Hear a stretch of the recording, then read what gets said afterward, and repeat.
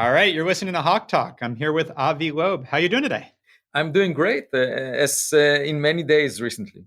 That's great to hear. Well, to kick it off, I assume, the day you're born, you come out in the delivery room and immediately start talking about astrophysics, cosmology, trying to understand how the planets are aligning, everything. And that's just how it kicked off from day one, correct? No, no. I mean, what my mother said is that she noticed I was different than the other babies in the delivery room because I was looking up and they were looking around. Huh. And All right. it's true today because I don't have any subscription to social media. Yeah. And I only am interested in the world. That we better look up because there is much more real estate in interstellar space, and we Yeah. keep focusing on this rock that we were born on. That's just a small piece left over from the formation of the sun, Yeah. and somehow we are obsessed with that. We are willing to kill each other for territories on this rock. There are Yeah. two wars now going on that. And in the cosmic perspective, it's completely meaningless. Not only because there is much more real estate out there, but also because we live for a short time. We better cooperate. We are all in the same boat, sailing through space. And let's explore what's out there. It's much more exciting and uplifting. Yeah. And so let's start from the beginning. You're originally born in Israel, is that correct? Yes, I was born on a farm, and, Uh-huh. and I used to work on the farm, and I was interested in philosophy actually at a young age. And Interesting. because of circumstances, I had to serve in the military, and at Uh-huh. age 18, and I preferred to do physics simply because it's the closest I could get to philosophy Yeah. on a subject that is of interest to the defense of the country. And so Yeah. I finished my PhD in physics and mathematics at age 24.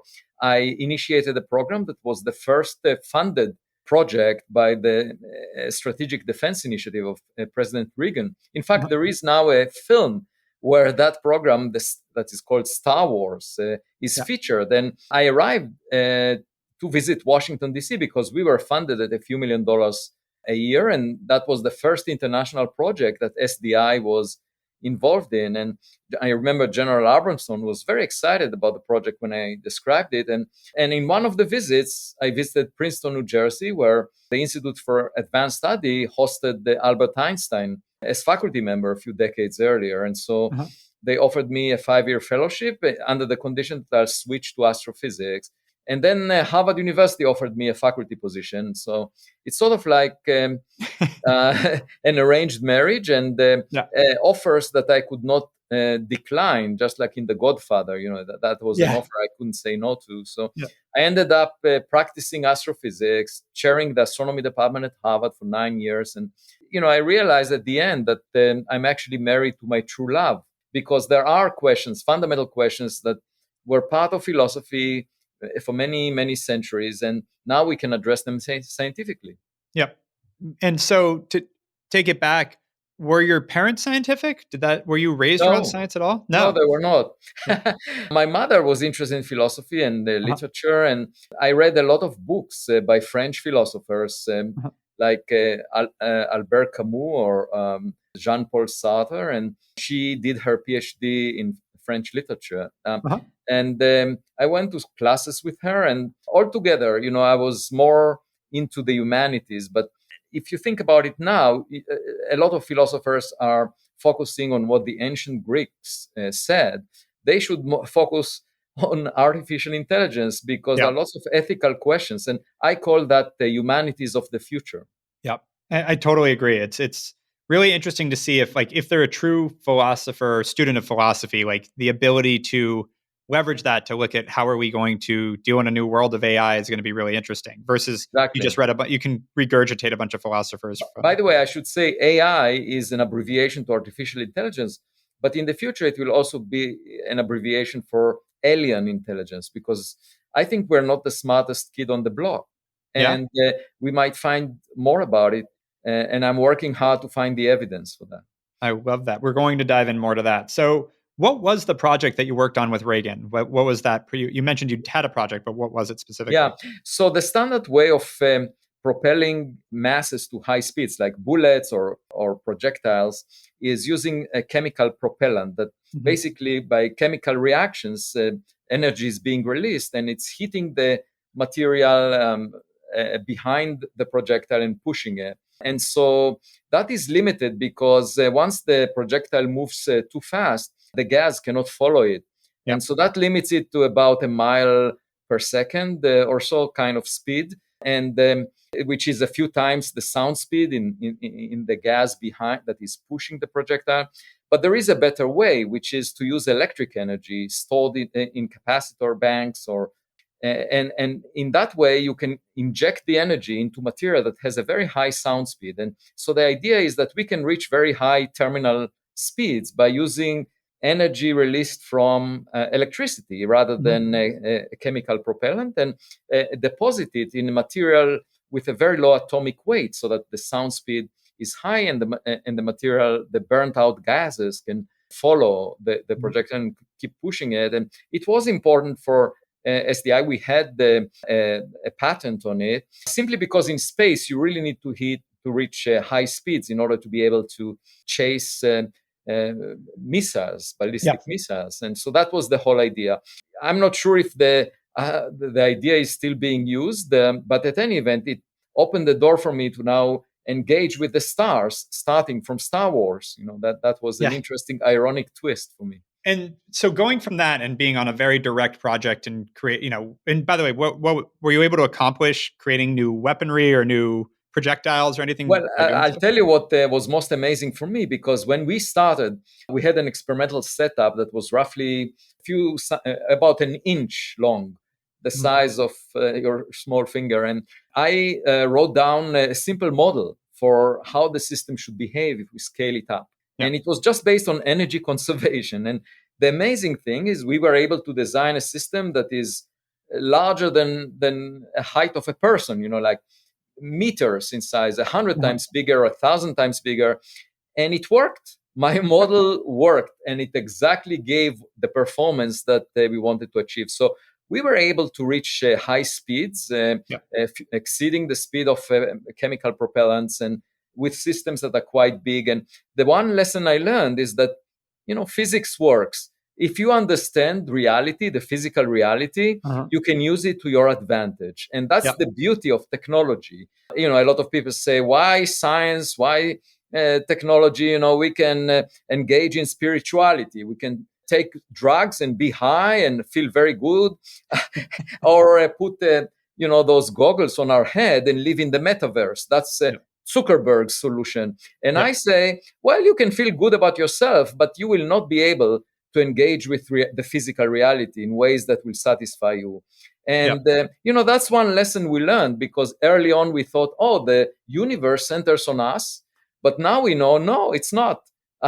We are moving around the sun. And without understanding that about reality, we would never be able to reach Mars, because Mars is not orbiting the Earth as we thought initially. So my point is, once you understand reality, even if it's not flattering to your ego, it helps you adapt to it. And you can launch rockets that would reach Mars. You can develop medicine that would help people live longer. You can do whatever you want once you understand, there is something to understand. It's not just about our brain feeling good and high, and that's not really, although I think that it's possible that alien civilizations, one solution to Fermi's paradox, 70 years ago, Enrico Fermi, the physicist, asked, where is everybody about aliens? And one possible solution is that they are high, that they are engaged in virtual realities, and that's why we don't see them. That advanced. And I mean, I've seen the statistical probability that there isn't other life out there that's smarter than us is so low that it's that's wishful thinking, I think, because just think about a lonely person. I've met lots of lonely people who claim there is nobody good enough for me. They say that, and then they say, where is everybody? The same question that Enrico Fermi just asked. And what you tell them is, well, it's very presumptuous of you. You are not that attractive. You need to go to dating sites. You need to leave your home. At the very least, you need to look through the windows to find a partner. And I think it's basically a way of flattering ourselves by saying, there is nobody as good as us. If I had to guess, I would say we're sort of in the middle of the class of intelligent civilizations. And and we better find a smarter student. Well, And statistically, that would make the most sense that we happen to be yeah, the that would average. we are mediocre. I mean, Yeah. that's called the Copernican principle, because Nicholas Copernicus realized that we are not at a privileged place in the universe, we're not at the center. Right. And you can apply it to everything in life. I think it's a good assumption. And of course, it has the practical implication that we have to search. New knowledge doesn't fall into our lap. If you want to learn from a smarter kid on the block, you have to look for that kid. And we haven't done that much, actually. Well, and I have so many different questions, but I will go into how do you accomplish that? Because again, I did take cosmology 101 in college, so I have a very rudimentary understanding, but an interest. And when you're talking about the distance in space, and we use the unit light years, like the ability to travel to even the closest potentially inhabitable planet. Like, what you would know this offhand, probably. Right. How many light years away is the closest inhabitable planet? I'm not talking Mars. I'm talking about where it looks similar to Earth. Right. So there is one next to the nearest star called Proxima Centauri. Yeah. It's 4.25 light years away. So it takes light. What we see from it left the star 4.25 years That's ago. actually a lot closer than I thought, but still, exactly the speed of light. Yeah, that's at the speed of light. And if you use the speed of rockets that we developed, like Pioneer 10 and 11 or Voyager 1 and 2 or New Horizons, it would take about 50,000 years to get there. So that's roughly the time that elapsed since the first humans left Africa. And, we don't have that patience. Also, it's very likely that if you send people on a spaceship that would take that long, they will start fighting with each other and never reach the destination. I mean, just think about what happens on Earth on a period of a few years. So, these are large distances. But I think, if you have a scientific civilization that sends out robots or systems with artificial intelligence and 3D printing capabilities, those will not get bored. And those could be tailored to survive the hazardous conditions of space. So I'm very happy with sending our technological kids, because I have 2 daughters, and if they do better than I do, I'm very happy at their accomplishments. I don't need to go to where they go. And moreover, if you send some system with a brain, just like with kids, the system can make decisions on its own and just send you a postcard every now and then. As of now, we send to Mars a robot that reports back to engineers in Pasadena that control it. And so it's just like helicopter parenting right now. But in the future, it could be systems that think for themselves. And I think that's the way we will go into interstellar space. We might not survive to see the outcome. But, that's true also of my personal life. I may not survive to see the accomplishments of my daughter, but it doesn't bother me. Yeah, that's the fact of life. You can let it bother you, but that's, I think, more of a choice. And so going all the way back to the switch from philosophy to physics, you mentioned that seemed like the closest. Was it because they both have PH in it? Like how did that comparison come in? No, like I mean, was so linear. I'm good in sports. I jog every morning at sunrise for about 3 miles, and I'm still faster than most of the young people in my. What's your mile pace? Right now, it's about 6 to 7 minutes. Yeah, that's if I do it, just 1 mile. But if I do a few miles, then it's more like 8 to 9 minutes. Okay, awesome. So I'm physical, but I preferred, rather than becoming a soldier running in the fields with a machine gun attached to me, to do intellectual work. That's what I meant. And the closest to philosophy would be physics and mathematics, because that's useful. And in the military in Israel, they actually put you through training on how to be a physicist and how to do physics? Or? So that's the amazing thing. A year before I was recruited, which was in 1980, there was a new program established that allowed just about 20 to 30 young individuals to pursue first degree in physics and mathematics while doing their military service. So we actually parachuted, drove tanks. I had all the military experience, and I was offered to join a Delta Force over there because I was good physically. Nevertheless, I always wanted to think. I mean, that's a longer term occupation. And in fact, I enjoy doing it right now. I'm I mentor students, but it's not the same as being in the trenches and doing it Yeah. myself. So I write papers on my own, I write essays, and I can still do it. Let's put it that way. And I prefer to just do it than to manage people. Even though I had a lot of leadership positions, I chaired the astronomy department for 9 years. I was the director of 2 centers at Harvard University, one of which I'm still a director of. And I chaired the board on physics and astronomy of the national academies. But all of these leadership positions I regarded them as service. It's just like being a server in a restaurant. You attend to the needs of other people, trying to make the environment better. It was not really making me happy. What makes me happy is to learn something new about the world. And that is the childhood curiosity that I had as a kid. And I insist on keeping it. That's why I don't have as much gray hair, because, I just enjoy the learning and, making mistakes in the process. And I don't care so much about how many prizes I get or whether I'm recognized and whether someone writes something bad about me on Twitter. I can give you an example. I wrote a paper just a couple of weeks ago, and it was eventually posted on the preprint server that we have, the archive. And within a few days, someone else wrote a 1-page criticism of my paper that was very superficial. I didn't care less, because a day later, I got a report from the journal, which was very favorable. So it's not about me impressing other people. It's not about me, convincing others that I'm smart. Although, in academia, that is a very common objective. By the way, I told my students in class just last week, I said, what is the most important force, the strongest force in academia, in universities? It's not electromagnetism, which I teach in this class. I told them it's not what I teach in this class. It's actually jealousy. That's the strongest force. And you see it everywhere. If you accomplish something in academia, immediately you have haters. And if you didn't accomplish it yet, someone would try to step on any flower that rises above the grass level, because people are jealous. And that is really unfortunate, because science is about collaboration. Everyone should be happy. It's an infinite sum game, where everyone benefits from new knowledge. And it's really unfortunate that because the toxicity that comes with jealousy suppresses innovation. People are afraid that they will be criticized. They're afraid of making mistakes.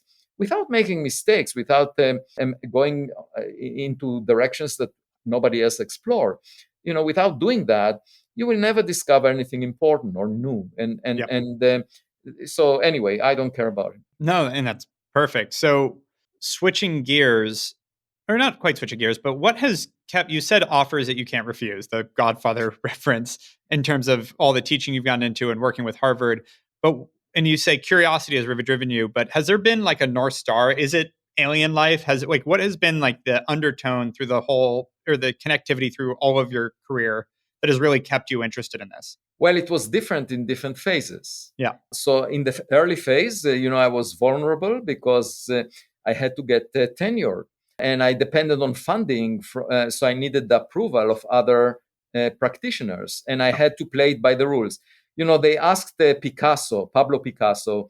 He started painting realistically early on. And then he switched into abstract painting, cubism that he invented. So they asked him, why did he follow that path? And he said, early on, he wanted to reproduce what other practitioners in the field did. So he basically followed the same method.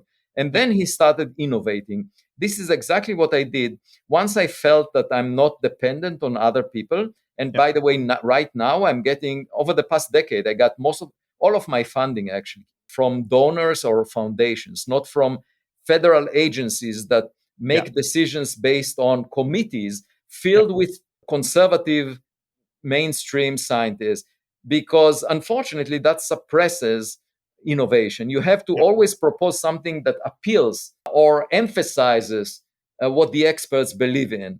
And instead, I'm fortunate enough to get funded by foundations, and that gives me the freedom I need.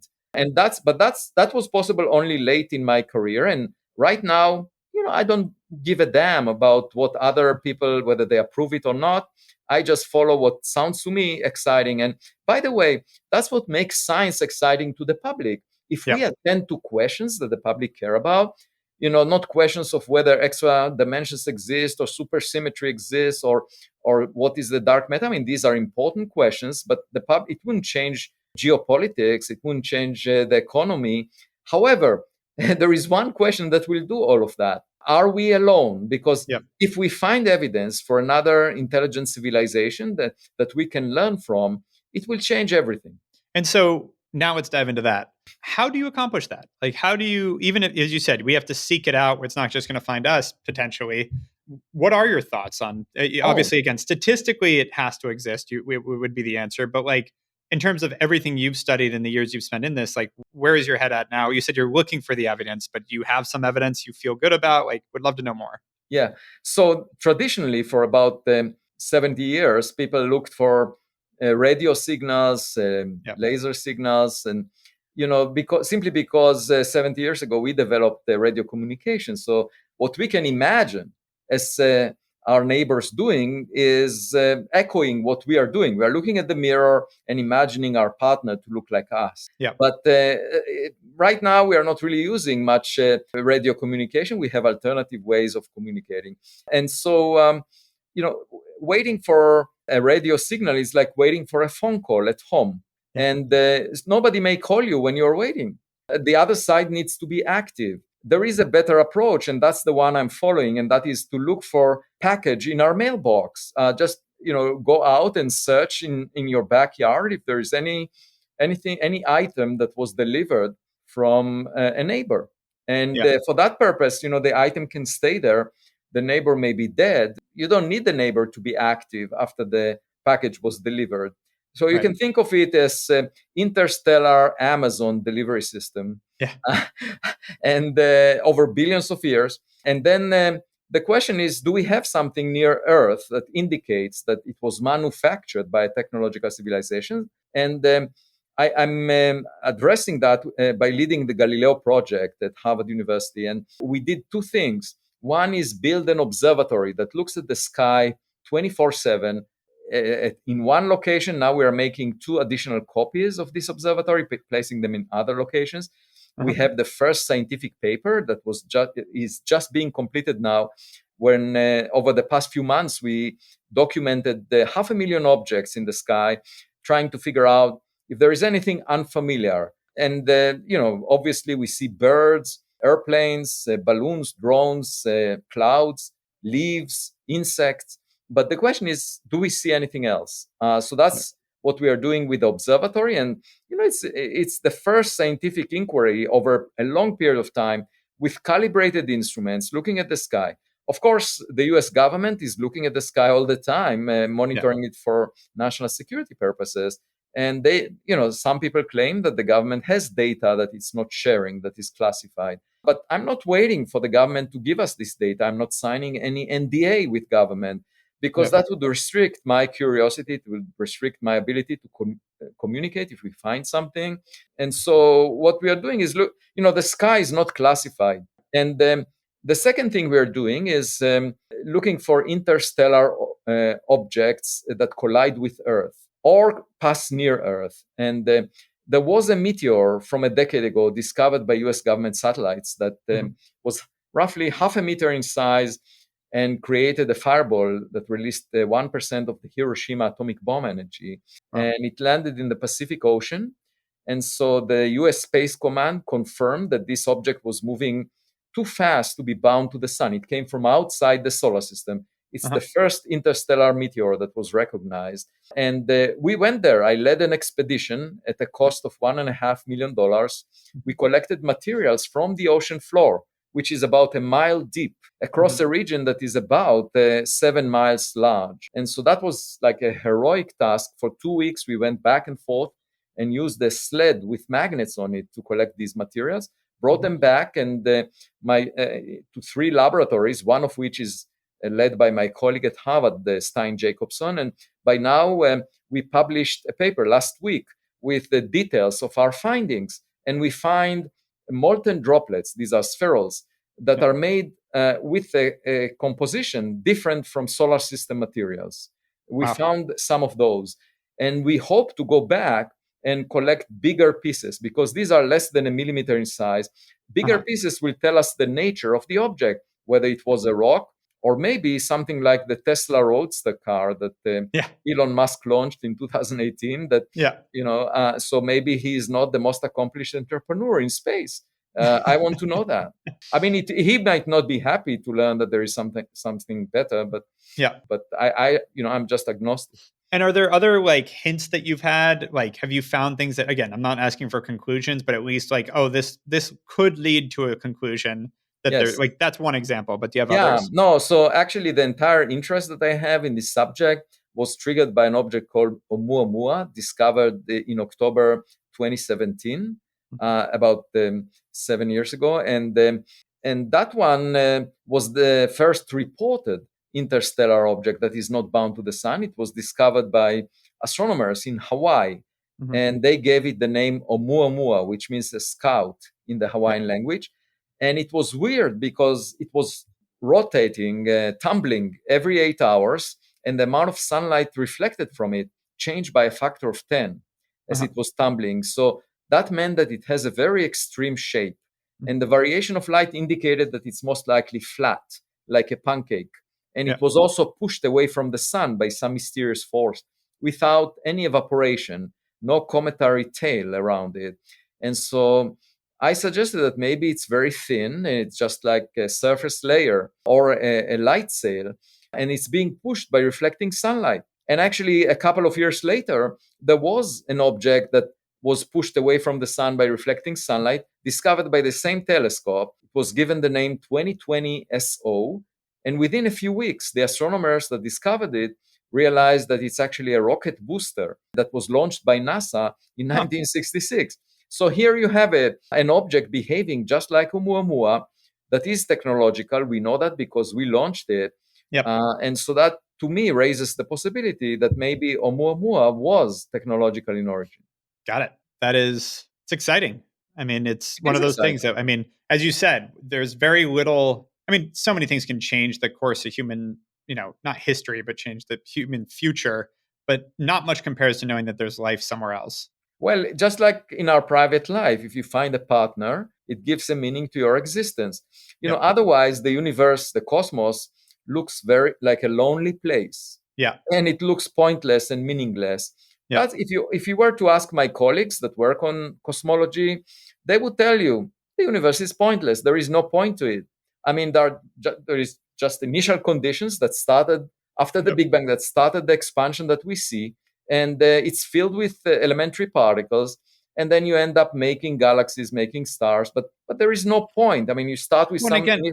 So my point is, we will discover a meaning to our cosmic existence if we find a partner, can exchange some words with that partner, because we came late. We just, the human species existed only in the last bit of cosmic history, one part in 10,000 of cosmic history, and we are not at the center of the party. So we arrived, to the party late.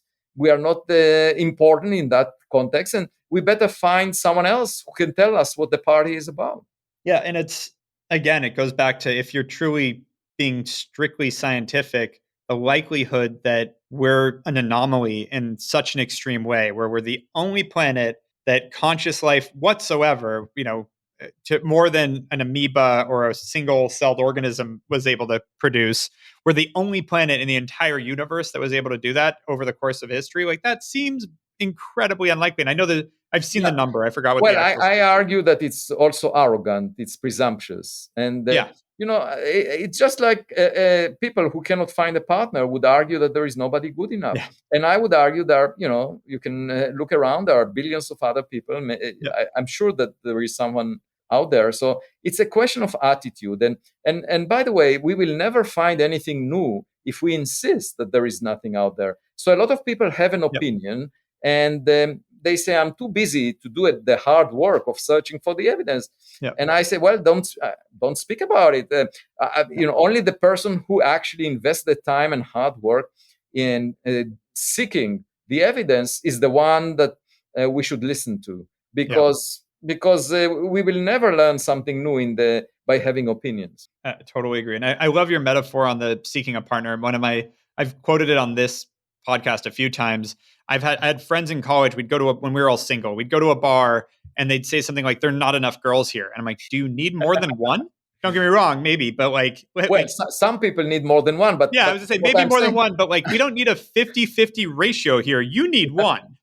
Exactly. No, but of course, it's a self fulfilling prophecy. If you say there is nobody out there, you will not Yeah, find anyone. yeah, So I think life in general is a self fulfilling prophecy. You have to be an optimist, you have to search, and only then you will find something interesting. And my point about science is that it's a great privilege because you can stay curious hmm and get paid for that. If you close the door and say, oh, probably there is nothing out there, and it's an extraordinary claim to claim that there is an intelligent civilization. And yeah, by the way, we need an extraordinary evidence to believe that. And therefore, I don't want to work, I don't want to fund this search because it's extraordinary. And first of all, I say that, evidence is evidence. It doesn't need to be extraordinary. And secondly, extraordinary evidence requires extraordinary funding. yeah, Okay, so if we were to invest billions of dollars, as we do in the search for dark matter, in searching for extraterrestrials, I can guarantee that we would have at least as much success as we had in the context of the search for dark matter, in the sense that we would put very tight limits on what's out there or discover it. We haven't discovered the dark matter, by the way, and yeah, nobody says, "Oh, it was a waste of money and time to search for it." However, in the context of extraterrestrials, because of science fiction, everyone has some image and has an opinion, and of course, people want to say, "Well, we haven't seen anything." I argue that partly the problem is we don't invest enough resources, and it should be within the mainstream of science because the public pays taxes to support yeah. science. So why not address the question that everyone cares about? Yep, totally agree. And so, a couple more questions for you. Number one, what's next for you? Is it just continuing to pursue the proof of life outside of our solar system, or what do you think's next? Well, so there are several.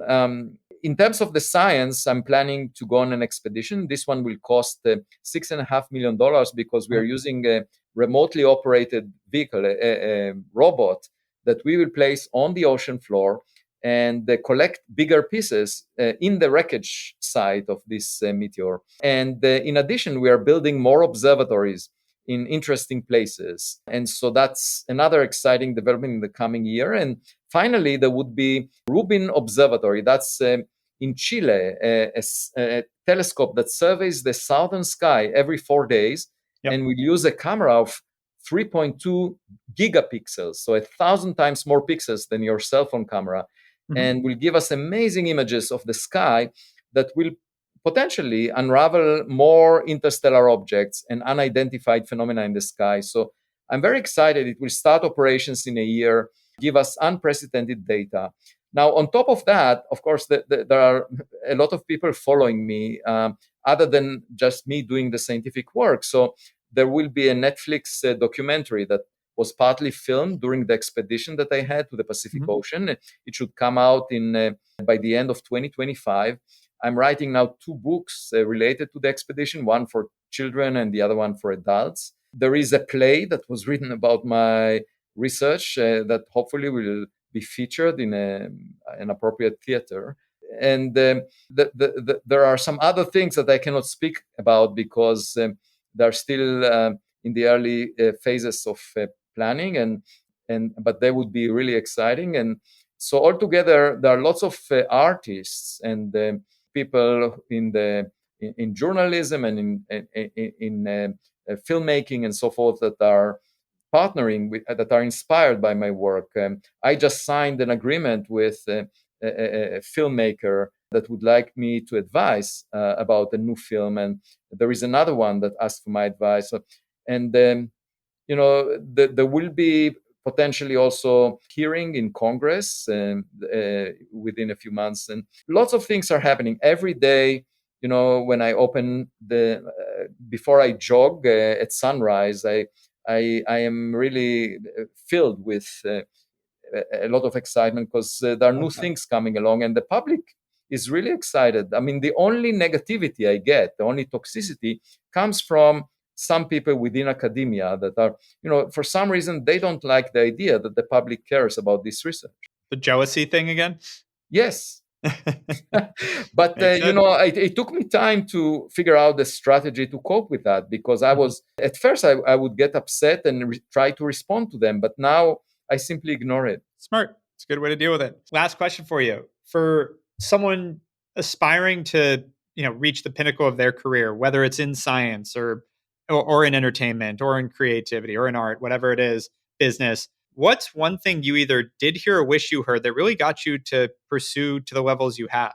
Like what's something that helped you get to where you are? Yeah, so the most important thing, we are trained early on to make other people happy. And the social media emphasizes that you want to get as many likes as possible. That's the wrong incentive, because most of the time the advice you get from other people is wrong, just because the people have the wrong ideas, or because of jealousy, because they don't want you to do something that is far better than they accomplished. People Yeah. have motives, and if you are and my metaphor has to do with seashells. If you go to the beach, you very often see seashells that were just swept ashore, and they have all these beautiful colors, but after a while they rub against each other and they break up into indistinguishable grains of sand, Mhm. and they lose their original colors by rubbing against each other. And the social media, as far as I can tell, is exactly this rubbing process. And it's better to avoid it, because you would lose your unique colors by listening to what everyone else is saying. It's a much better thing to do. Simply do what you think is right, and be driven by curiosity and not worry about making mistakes, because that's the only way to innovate. Now, of course, it took me time to recognize that. And it also takes time to establish yourself professionally before you have the freedom to do that.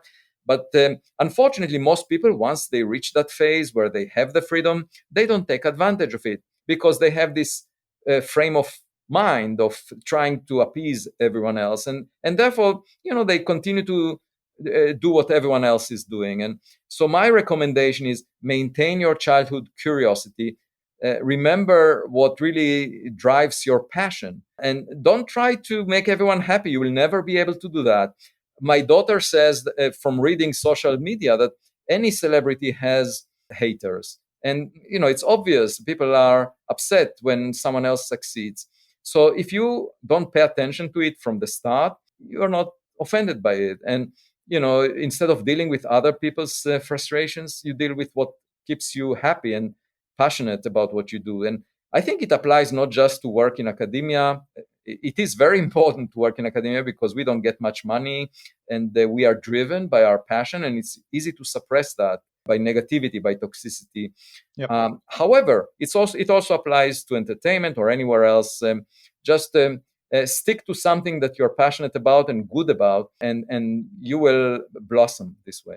I love that. Well, Avi, this has been a real pleasure. Thank you so much for coming on Talk Talk. Oh, my pleasure. Thank you. Of course.